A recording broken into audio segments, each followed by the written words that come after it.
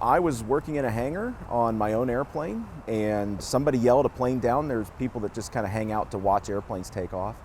And when I heard that, I dropped everything I was doing and I started running to my car and I started driving towards the runway. So on my way there, I saw somebody running with like a 30-pound fire extinguisher. I stopped briefly and yelled for him to get in because it's a 4,000-foot runway. It would take him a while. We went down the runway and looked left and we saw that there was a plane in the water. There were a couple people swimming out near it, and at first my thought was, oh, they're in the water, but it looks like people have gotten out. But in fact, that was the two other people that were in the rescue had already gotten into the water at that point. I was the third to arrive. One person was fishing, and another was another pilot that just happened to be start his journey a bit closer. So as I jumped out, and I just yelled, "Hey, is everybody okay? You need anything?" Because my first thought was that those two people came out of the plane, but I didn't know that they had jumped in already. And they yelled back that somebody needed CPR help because they could see that they knew somebody was still in the airplane. Right as I was jumping in, they were pulling the passenger out who was not breathing.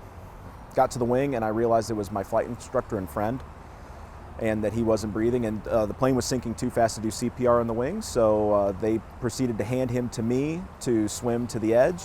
It was at that point that I realized I was going to still need some help to even finish that swim, and that's when Pat, the other pilot, jumped in and was able to help me complete that swim and get him to the edge. It took both of us.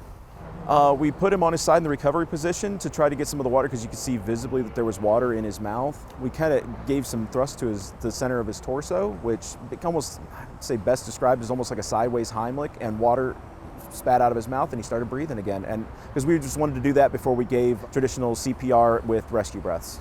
After something goes wrong, to see that much go right, it's truly something special.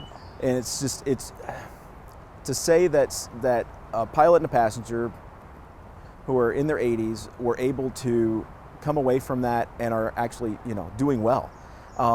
It's a miracle.